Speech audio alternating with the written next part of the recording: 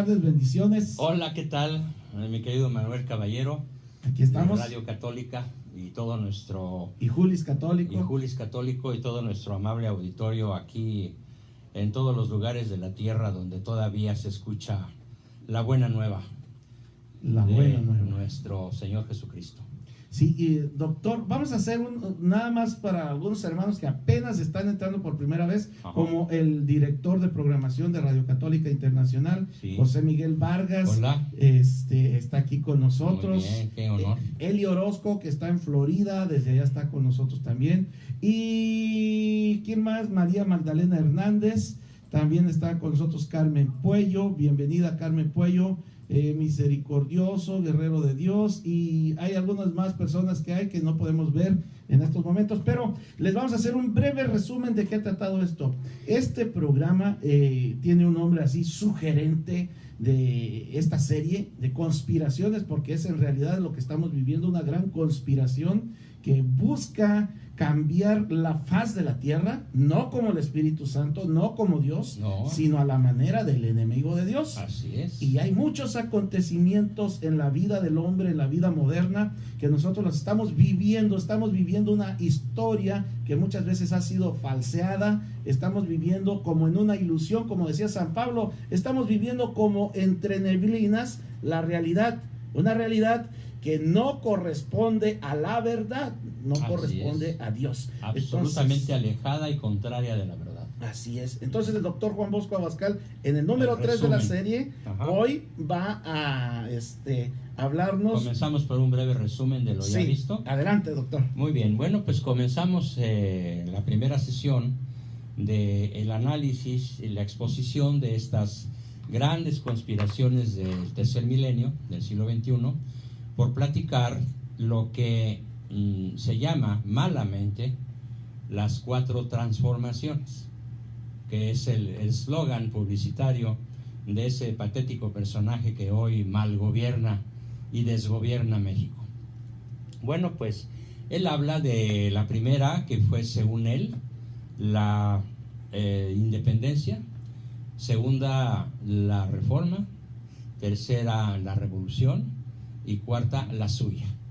Sin embargo, Sí. bueno, pues yo gran digo, ego, ¿no? Para poder atreverse a es decir de eso. veras, yo no sé si reírme o llorar, Ajá. de que el destino de un país de 130 millones de habitantes y que es todavía la 11ª economía del planeta, porque estoy seguro que si sigue este señor mal gobernando, pues vamos a bajar muchísimas decenas de lugares en ese ranking mundial, tenga un nivel de conocimiento de la historia de un niño burro de cuarto de primaria.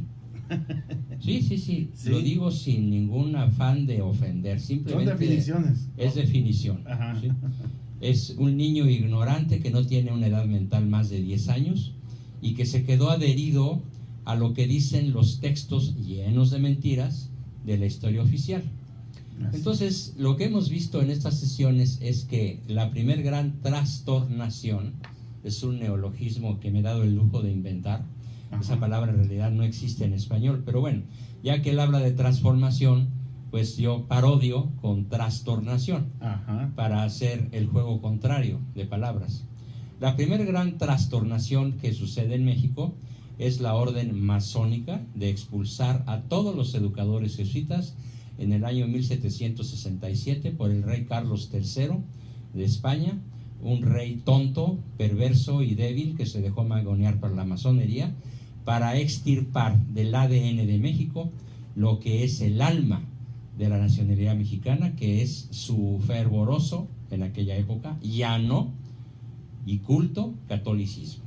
Es el primer gran suceso al cual hicimos referencia hace pocos días.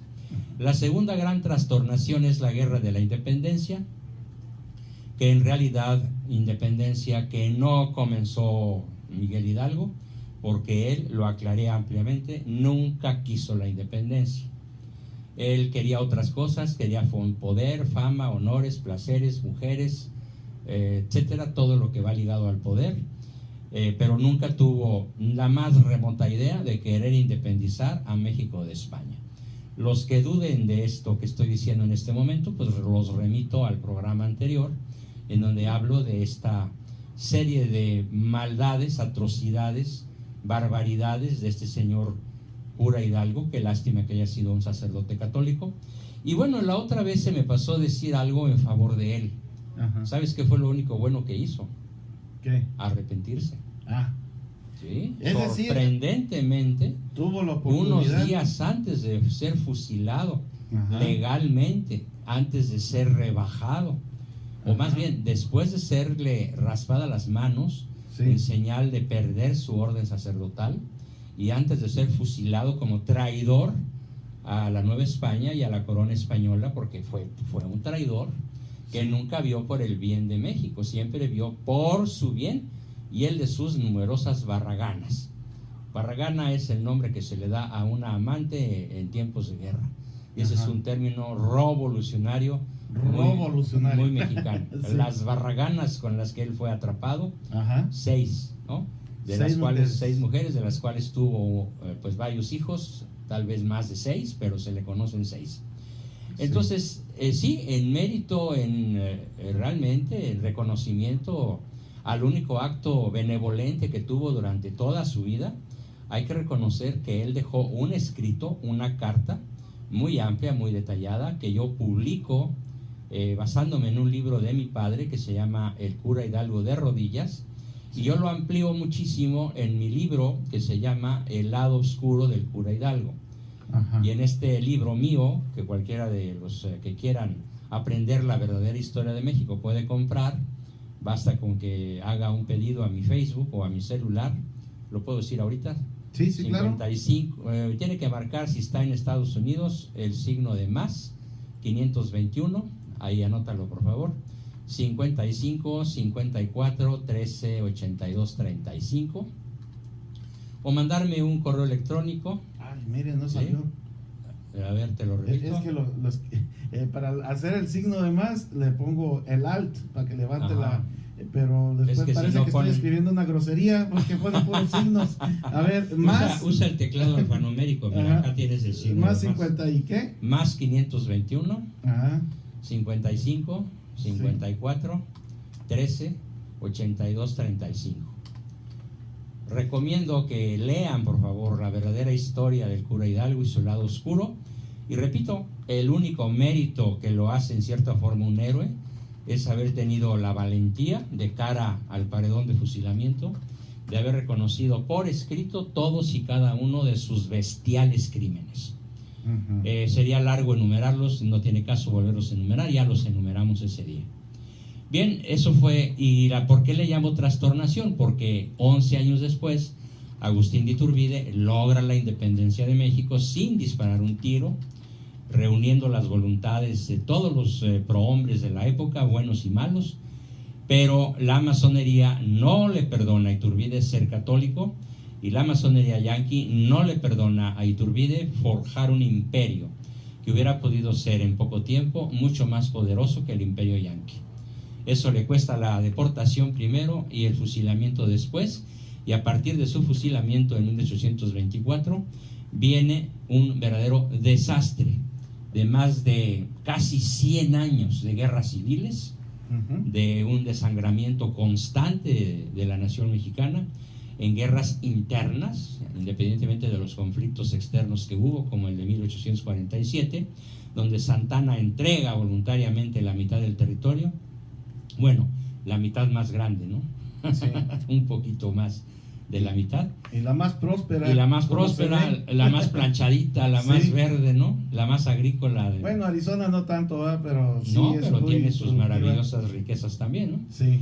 Entonces, ¿por qué trastornación es la independencia? Porque México, lo dije y lo repito brevemente, cambió la sujeción a un tirano benevolente como lo era España, porque España tenía aquí sus intereses y por lo tanto les convenía cuidar a la Nueva España como como la niña de sus ojos, y cambiaron la sujeción a España por una esclavitud indigna, vil, abyecta a los Estados Unidos.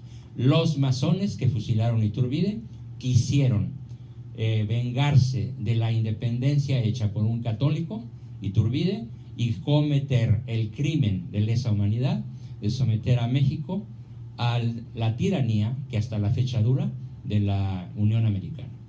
Bien, esa fue la segunda.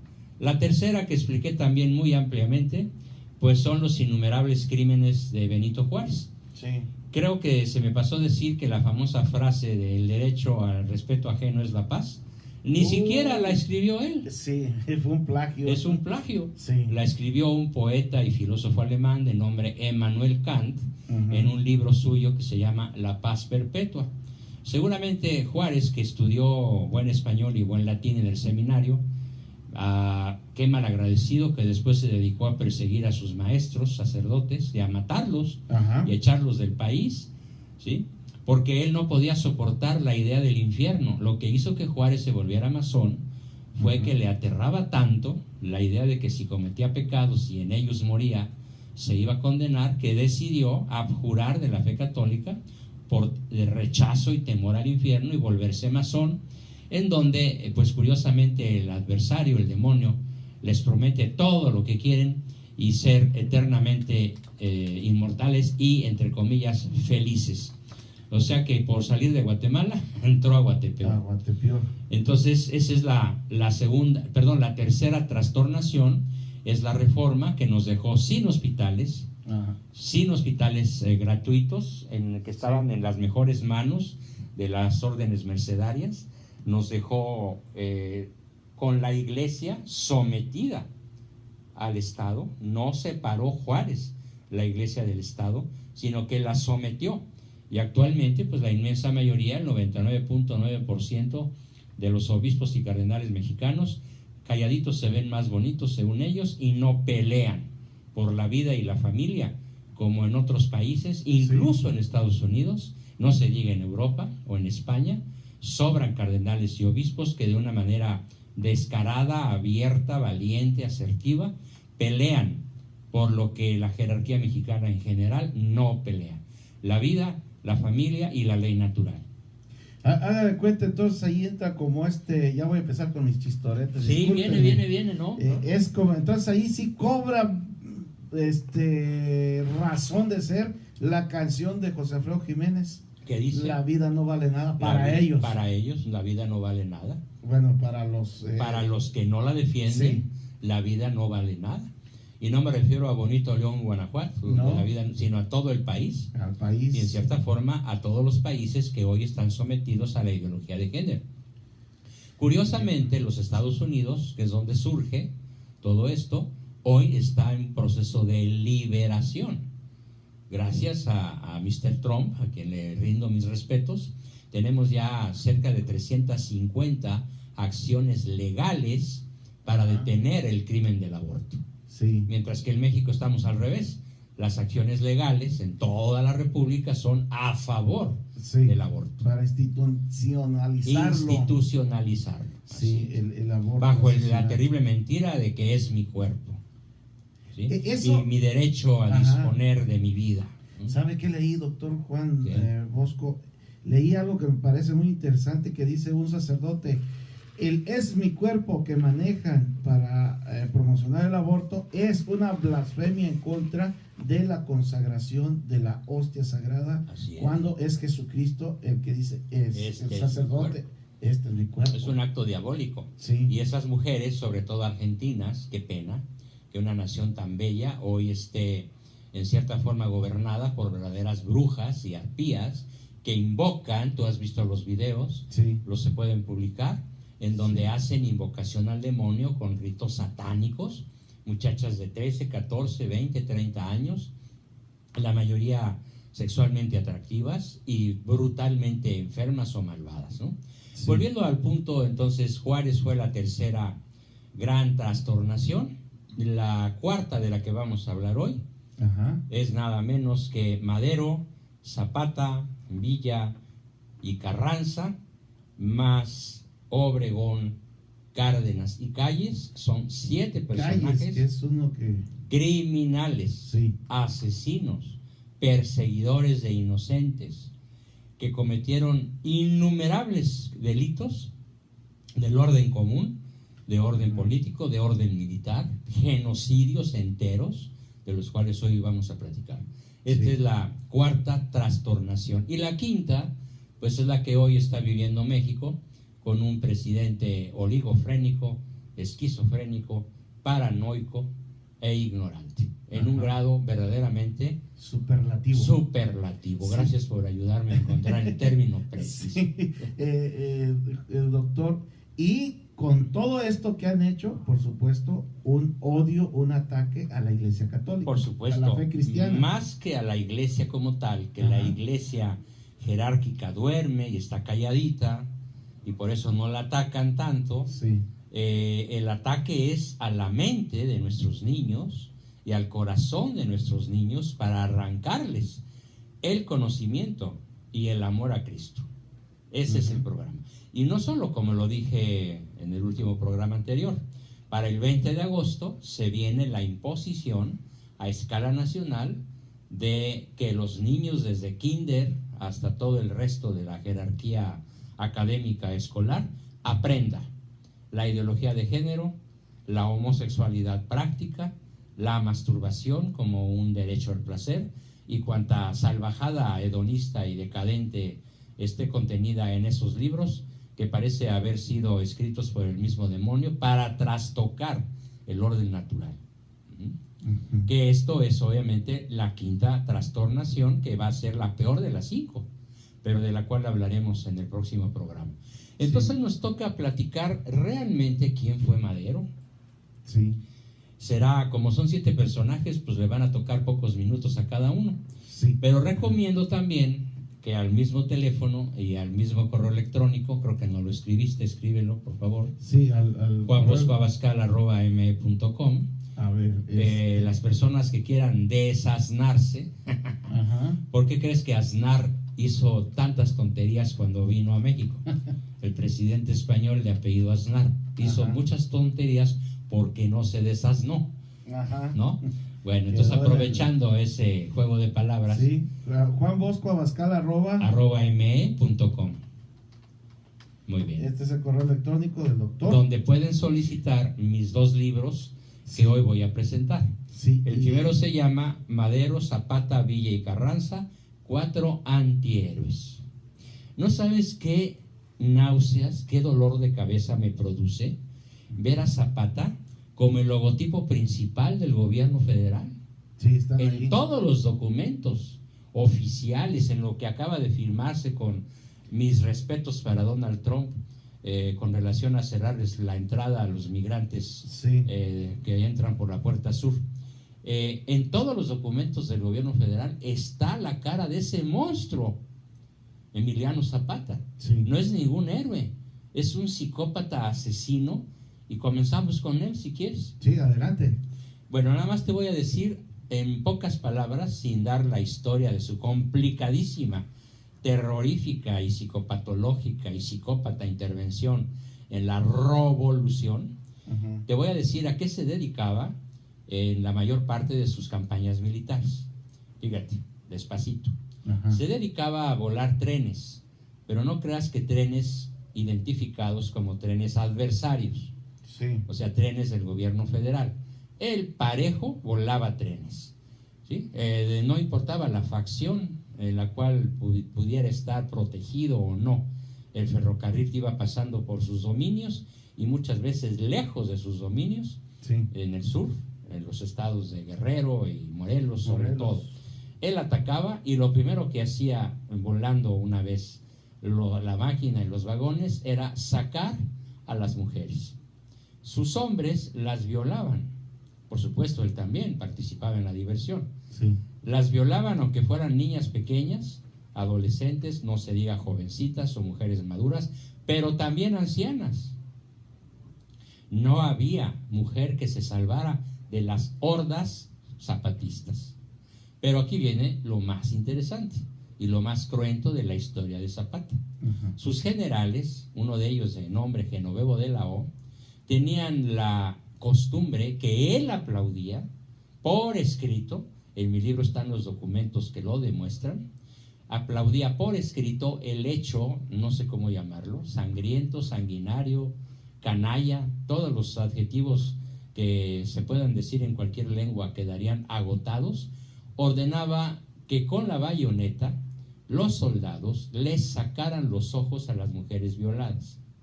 Literalmente, les sacaban los ojos de las cuencas oculares.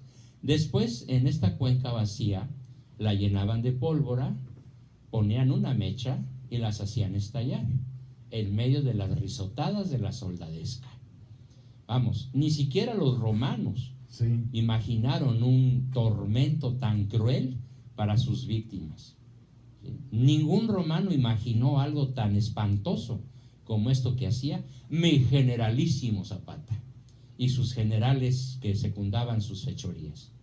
Entonces, ¿cuántas mujeres se calcula que el general Zapata asesinó de esta manera? No menos de 3,000. Esto lo dicen los historiadores más moderados, porque hay algunos que exageran y hablan hasta de 30,000 víctimas. Bien, concedamos que no son 30,000, pero así fueran 300 o 3. Sí. De acuerdo con las leyes universales, pues con 3 o con un asesinato premeditado de esta manera, hubiera alcanzado en Estados Unidos cadena perpetua o silla eléctrica, y en México, ¿qué es lo que mereció? Que su nombre aparezca con letras de oro en el Congreso y que su nombre y su fotografía, horrorosa por cierto, de un verdadero criminal psicópata sacado de una cárcel terrorífica, aparezca en todos los documentos oficiales del gobierno federal. Yo no sé, sinceramente, si esto es maldad. No puedo juzgar que sea un acto de maldad de quienes colocan ahí su efigie, pero de lo que sí estoy seguro es que los que me están escuchando no sabían lo que estoy narrando. No lo sabían, ni tú lo sabías. En shock, así estamos en shock, doctor, de muchas cosas de que nos va dando datos. Sí. Por fortuna, y me alegra, por fortuna Zapata fue asesinado. Le tendieron una trampa, alguien fingió rendirse y volverse zapatista, su peor enemigo, y en una ranchería morelense, donde él va en un desfile de la paz, caminando en su caballo muy a gusto con sus hombres, pues al más puro estilo de la mafia italiana o de la mafia chicagense, en este caso de los revolucionarios aztecas. Ya dije que me resisto a llamarles mexicanos, aztecas por carniceros y caníbales y asesinos, pues le disparan cuando él estaba bien quitado de la pena, celebrando que se iba a reunir con quien iba a hacer la paz. Pocos asesinatos me han alegrado tanto como este, porque detuvo la masacre de mujeres inocentes, a las cuales su disque ejército se dedicaba a tratar de esta manera. Bueno, pues ahí tienen, queridos mexicanos, ahora sí me dirijo a los mexicanos, si es justificable que este asesino ocupe la portada de los documentos federales como un honor.